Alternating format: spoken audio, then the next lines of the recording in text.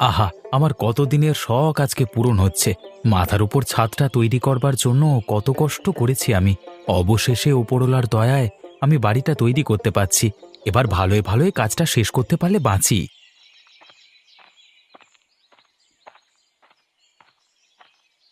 আর ভালো।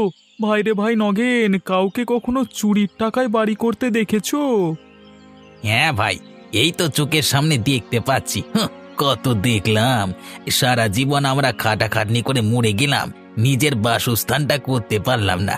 আর এখানে দেখো, একজন একেবারে পাকা বাড়ি তুলছে। যত সব। কি আর বলবে, তোমার আমার এত টাকা পয়সা আছে ভাই যে ঘর তৈরি করব। কি দরকার? এইভাবে কোনো জায়গা থেকে টাকা মেরে বড় লোক হওয়ার দরকার নেই। তোমরা দুজনে কি বলছো এসব? আমি নিজে কাজ করে টাকা এনেছি, আর সেই টাকা দিয়েই বাড়ি তৈরি করছি আজকে। হ্যাঁ, তো সে কথা কেউ তোমাকে জিজ্ঞেস করলো? তোমরাই তো আমাকে সেই থেকে উল্টোপাল্টা কথা বলছো, তাই জন্যই তো আমি বললাম। আমরা তোমাকে কিছু বলেছি? আমরা কি নিজের ইচ্ছে মতো কথা বলতে পারবো না? বাবারে বাবা, না হয় একটু পয়সাই হয়ে গেছে, তা বলে সবসময় মানুষ দেখলে এইভাবে কথা বলতে হবে? এত জায়গা থাকতে আমার বাড়ির সামনে এসে এসব কথা আলোচনা করতে তোমাদের লজ্জা করে না? বলি, রাস্তাটাও কেউ কিনে নিয়েছে নাকি? আমরা কি এখানে দাঁড়িয়ে কথা বলতে পারবো না? এত অহংকার ভালো নয় বাবু। না হয় একটা বাড়ি করছো, তা বলে সব সময় এ লোকেদেরকে ছোট লোক ভাবা ঠিক নয়। ঠিকই বলেছ। এই চলো, আমরা বরং এখান থেকে যাই। না হলে আবার আমাদের নামে বলবে যে আমরা নাকি পরনিন্দা পরচর্চা করে বেড়াই, যত সব। মানুষ বটে, নিজেদের কোনো কাজকর্ম নেই, লোকের উন্নতি দেখলেই শুধু হিংসে। জানি না এসব মানুষেরা লোকের উপর হিংসে করে কি করে ভালো থাকে। একদিন না একদিন তো এদের রাজত্ব শেষ হবেই হবে। আরে রূপালি যে, তা বাজার সদাই করা হলো? হ্যাঁ দিদি, এই যে বাজার করে নিয়ে যাচ্ছি। তা তোমার কি খবর? আজকে কি তরকারি রান্না হবে? আমাদের কি আর প্রতিদিন রাজভোগ খাওয়ার কপাল আছে গো? আমাদের দিন আনা দিন খাওয়ার সংসার। হ্যাঁ দিদি, তা যা বলেছ। ওই ডাল তরকারি আলু ভাতে এই খেয়েই বোধহয় আমাদের জীবন কাটাতে হবে। হ্যাঁ গো, তাও ভালো। আমাদের স্বামীরা সৎ পথে উপার্জন করে, অন্য কারোর মতো তো নয়। কোথা থেকে টাকা আনে কে জানে। আমরা তো বাবু কোনোদিন আমাদের মাথার ছাদটা পাকা হবে সেই চিন্তা করতেই পারি না। সবাই কি আর সে চিন্তা করে? কারো কারো দেখবে আবার সব কিছুই রাতারাতি হয়ে যাচ্ছে। কি করে হচ্ছে কেই বা জানে বাবা। কেউ তো কারো খবর রাখে না আবার। সেই কেউ কারুর খবর রাখুক আর না রাখুক, কিছু কিছু মানুষ আছে বাবা, তাদের আবার নিজের ঘরের থেকে পরের ঘরের প্রতি মন বেশি। যদি নিজের চরকায় তারা তেলটা একটু দিত, তাহলে তাদের সব কিছুই হয়ে যেত। কি জানি বাবা, তাদের স্বামীরা তাদেরকে কি শিক্ষা দেয়। তুমি কি আমাদের শুনিয়ে শুনিয়ে কথা বললে লতা? কই না তো। তোমরা কিছু শুনলে বুঝি?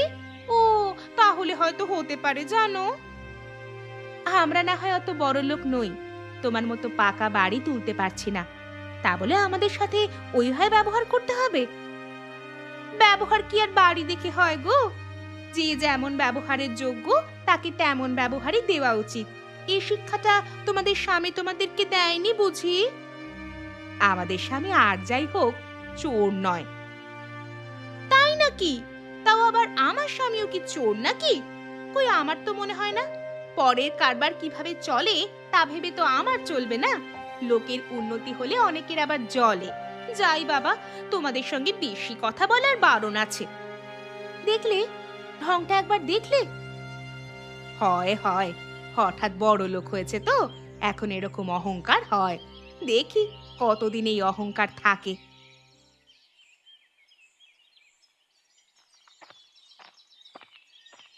বাবু, ব্যস্ত আছেন নাকি? ব্যস্ত আমি সব সময় থাকি কাকা। কিছু দরকার ছিল নাকি আমার সাথে? হ্যাঁ বাবু, সেই কারণেই এখানে এলাম। হ্যাঁ, বলো কি দরকার? এটা কি ঠিক হচ্ছে বাবু? কোনটা ঠিক হওয়ার কথা বলছো? আমি তো কিছুই বুঝতে পারছি না। গোপাল একটা ভালো ছেলে, সেই কোন ছোটবেলা থেকে মাথার ঘাম পায়ে ফেলে কাজকর্ম করছে। আজকে একটু টাকা পয়সার মুখ দেখে নিজের না হয় একটা বাড়ি করছে, তাতে গ্রামের লোকের এত কথা কিসের? কেন, কে কি বলেছে? ওই রতন আর নগেন আর তাদের গিন্নিরা সমানে ওই একটা ছেলের পরিবারের পেছনে পড়ে আছে। এখনকার সমাজে এগুলো কি মেনে নেওয়া যায়? তাতে তোমার কি হচ্ছে বলো দেখি কাকা? ওরা তো আর অভিযোগ করেনি আমার কাছে। আমার অনেক কিছুই হচ্ছে বাবা। সমাজটা ধীরে ধীরে নষ্ট হয়ে যাচ্ছে। কষ্ট করে নিজেকে তৈরি করা শক্ত, কিন্তু এইভাবে লোকের পেছনে লাগা খুবই সহজ। তাহলে তুমি এখন কি চাইছো বলো? আমি এখন সকাল সকাল জ্ঞান শুনতে চাই না। আপনি এদের দুজনের কিছু ব্যবস্থা করুন। একবার এদের ধমকালিয়ে এরা জব্দ হয়ে যাবে। আপনি সেই ব্যবস্থাটা দয়া করে একটু করুন। ঠিক আছে, আমি ভেবে দেখব। ভাবার সময় এটা নয় বাবু। এরকম করে চলতে থাকলে গ্রামের উন্নতি হবে না। ধীরে ধীরে গ্রাম বিপদের মধ্যে চলে যাবে। আমাদের দেখা ছাড়া আর কোনো উপায় থাকবে না। একে তো সকালবেলায় এসে তুমি আমার চিন্তার ব্যাঘাত ঘটালে, তার উপর আমি কি করব কি না করব সেই শিক্ষা তুমি আমাকে দিও না। তুমি এখন যাও এখান থেকে। ঠিক আছে বাবু, আমি চলে যাচ্ছি। যদি কিছু বেশি বলে থাকি তাহলে ক্ষমা করে দেবেন। বেশি তো বলেছ বটেই, কোনো শিক্ষা দীক্ষা নেই। সকালবেলা এসে কানের কাছে শুরু করে দিলে। যত সব। যাও যাও এখান থেকে যাও।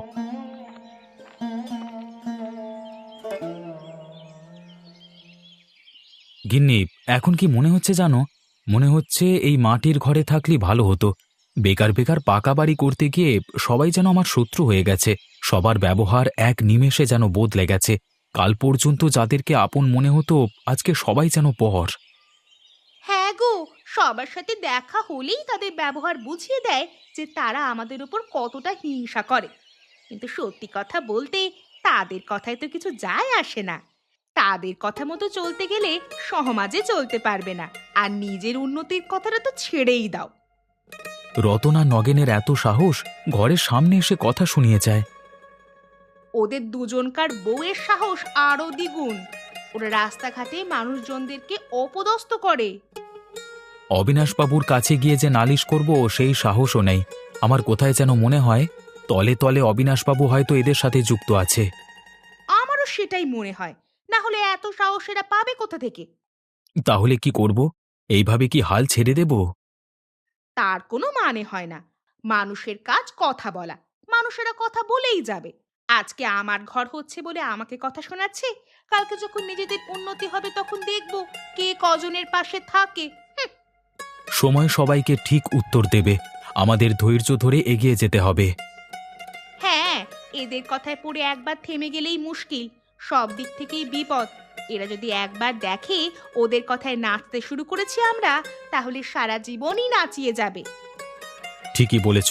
যে কোনো মূল্যে আমাদের কাজটাকে এগিয়ে নিয়ে যেতে হবে। আমার বিশ্বাস নিশ্চয়ই কোনো না কোনো একদিন কেউ আমাদের পাশে এসে দাঁড়াবে। এদের কুচক্রের সমাপ্তি ঘটবে। কোথায় মাসিমণি? কোথায় গেলে তুমি? বেরিয়ে এসো, তোমার ঘরে অতিথি এলো গো। আরে স্নেহা, তুই এসেছিস? আয় মা, ভিতরে আয়। সত্যি রে মা, সেই কোন ছোটবেলায় একবার এসেছিলিস। কত বছর পর তুই আবার এলি। সত্যি আমার খুব ভালো লাগছে। তা মা কেমন আছে? মা ভালোই আছে। আসলে কাজের ব্যস্ততা ছিল খুবই, তাই একটু ফাঁক পেলেই তোমার কথা মনে পড়ে গেল, তাই আমি চলে এলাম। ভালোই করেছিস। সব সময় কাজ করলে কি আর মন ভালো থাকে? তা স্নেহা, তুই এখন আইন নিয়ে পড়াশোনা করছিস তো? পড়াশোনা তো শেষ হয়ে গেছে 1 বছর আগে। তবে হ্যাঁ, এখনো শিখছি। আর আমার কাজের ক্ষেত্রে তা শেখবার কোনো শেষ নেই। তবে এখনো পর্যন্ত আমার মোটামুটি অনেকগুলোই কেস নিয়ে লড়াই করা হয়ে গেল আদালতে। তোকে দেখলে একটু সাহস হয় মনে। এখনকার যুগে আইনের বিরুদ্ধে গিয়ে মানুষ এমন এমন সব কাজ করছে তার বলবার নয়। হ্যাঁ মাসিমণি, ঠিকই বলেছ। মাঝে মাঝে সেই সব আলোচনা থেকে মুক্তি পেতে আমি কিন্তু এখানে আসব। এই গ্রামে এলে আমার চিন্তা ভাবনাগুলো আরও পরিষ্কার হয়, মনের জটিলতা দূর হয়ে যায়। গ্রামের মানুষের সাথে কথা বললে মন ভালো থাকে। না রে মা, গ্রামের মানুষেরা আর সেরকম নেই আগের মতো। তাদের মনেও প্যাঁচ চলে এসেছে। কারো সাথে কথা বলেই এখন আর মানসিক শান্তি পাবি না তুই। তুমি চিন্তা করো না, আমি দেখেই বুঝতে পারি কোন মানুষ ভালো আর কোন মানুষ মন্দ, কার সঙ্গে কথা বললে মন ভালো থাকবে আর কার সঙ্গে কথা বললে সময় নষ্ট করা হবে। ব্যাস, এই সব বুঝে শুনে যদি চলতে পারিস তাহলে হ্যাঁ, তোর লাভ আছে বই কি। তা মেসোমশাই কোথায়? কি জানি, সকালবেলা উঠে কোথায় গেছে কে জানে। তুই বস, তোর জন্য কিছু খাবার নিয়ে আসি।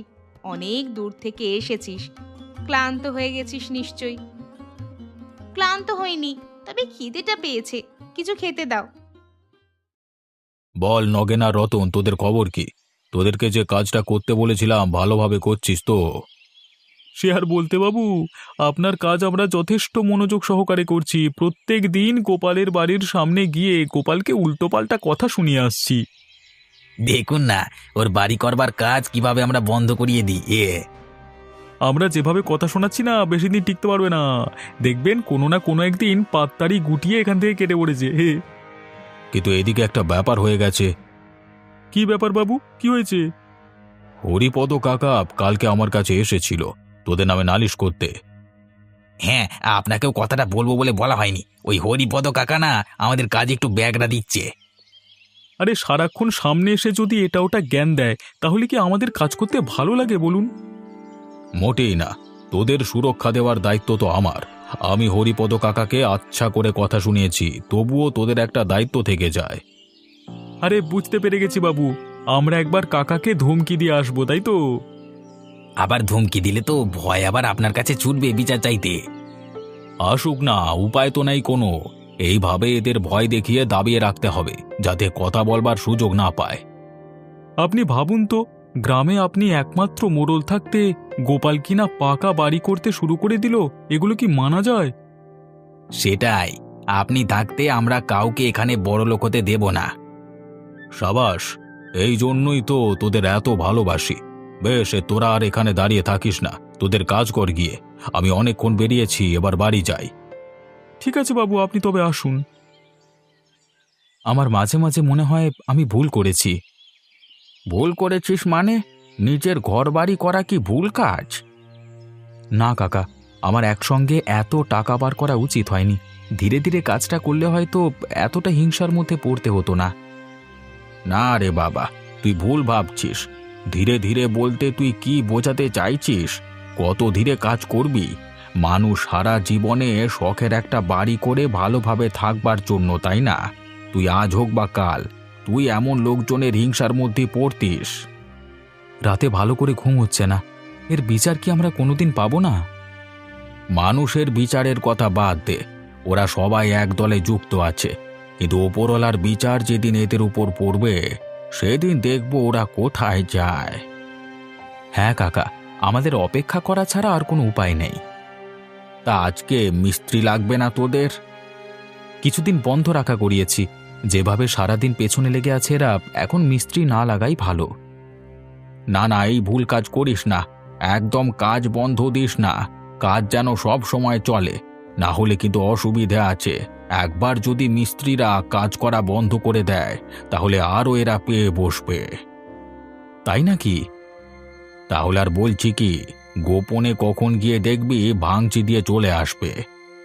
তাহলে তো ভুল করলাম, কাজ না বন্ধ করালেই ভালো হতো। আরে হ্যাঁ, আর একটা কথা, বাড়ির মালপত্র যেখান থেকে তুলছিস সেখানে একটু খেয়াল রাখিস, এরা যেন আবার ওখানে গিয়ে কান ভাঙিয়ে দিয়ে না চলে আসে।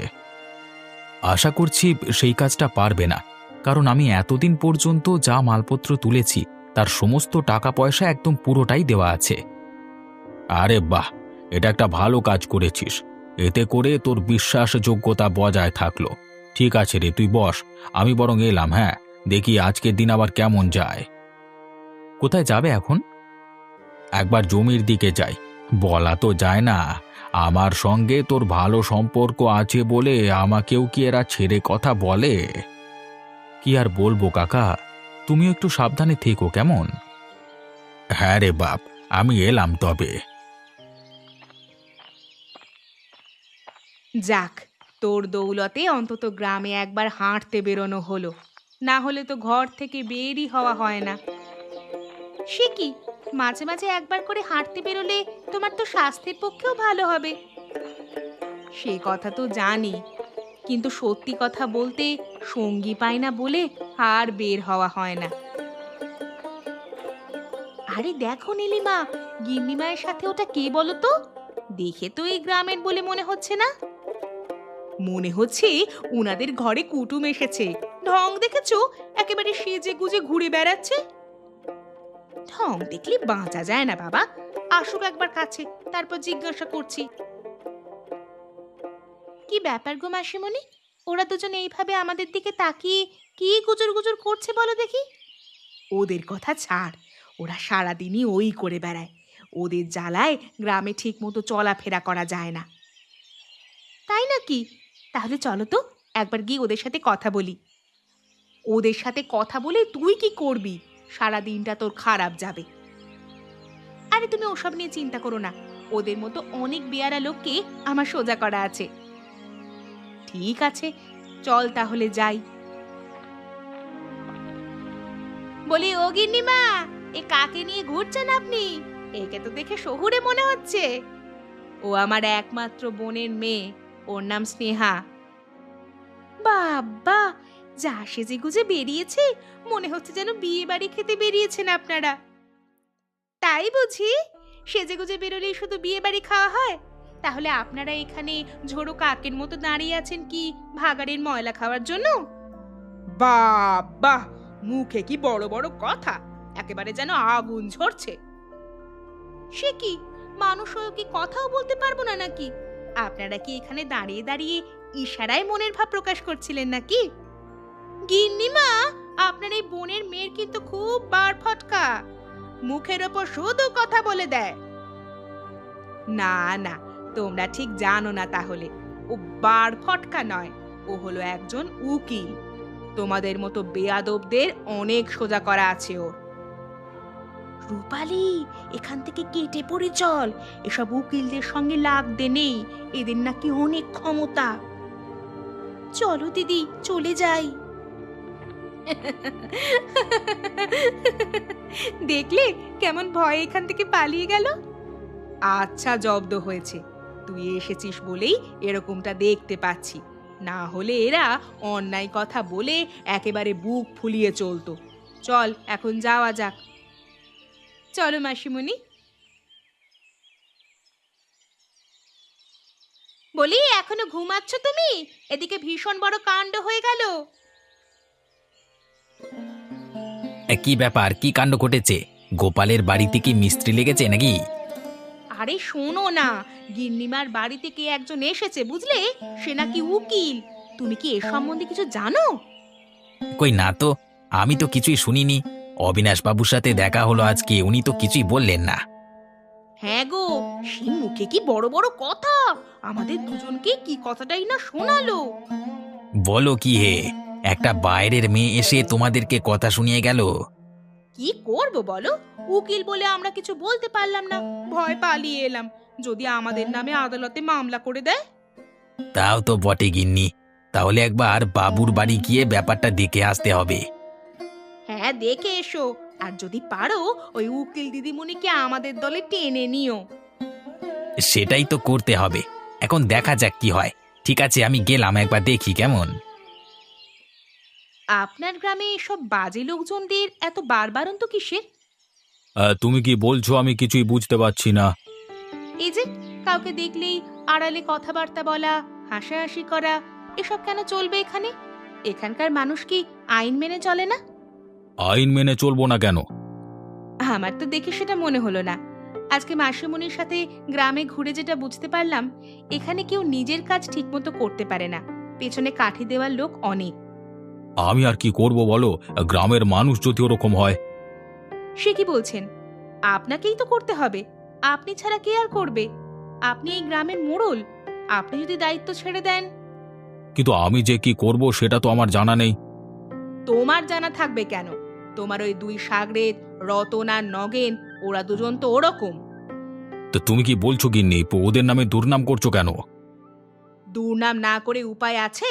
গোপালের বাড়ি হচ্ছে, ওরা বাড়ির সামনে গিয়ে উল্টোপাল্টা কথা বলবার সাহস পায় কি করে? ও তো চুরি করে বাড়ি করেনি, নিজের যোগ্যতায় উপার্জন করে তারপর মাথার ছাদ তৈরি করছে। হ্যাঁ, তাতে আমি কি করব? আমি ওদের আজকে বলে এসেছি, যদি এরপর ওই লোক দুটো ওদের পেছনে লাগতে আসে তাহলে আমাকে জানাতে। আমি ওদের হয়ে আদালতে মামলা করব। এই রে, এই যে অন্যরকম কেস হয়ে গেল। এখন যদি ওরা আমার নাম করে দেয় তাহলেই তো মুশকিল। না না, ওদেরকে আগে বারণ করে দিতে হবে। এই মেয়ে বড্ড ভয়ঙ্কর। কি হলো, কথা বলছো না কেন? না না গিন্নি, আমি ওদেরকে বারণ করে দেব। তারপর দেখি ওরা যদি আমার কথা না শোনে তারপর অন্য ব্যবস্থা। আমি কি ঠিক শুনলাম অবিনাশ বাবুর বাড়িতে নাকি একজন উকিল অতিথি এসেছে? শুধু এসেছে নয় কাকা, এখান দিয়ে ঘুরেও গেছে। আর আমি আর আমার গিন্নি আমাদের সমস্ত কথা ওনাকে জানিয়েছি। তাই নাকি? তা উনি কি বললেন? এরপর যদি কেউ আমাদের পেছনে লাগবার চেষ্টা করে তাহলে ওনাকে জানাতে বলেছেন। উনি আমাদের হয়ে আদালতে মামলা করবেন। সাব্বাস, আমাদের গ্রামের নতুন অতিথির তাহলে সৎ পথে চলবার ক্ষমতা আছে বলতে হবে। হ্যাঁ কাকা, আমরা কথা বললাম তো, সত্যি আমাদের খুব ভালো লাগলো। এরপর অবিনাশ বাবু বুঝবেন কত ধানে কত চাল।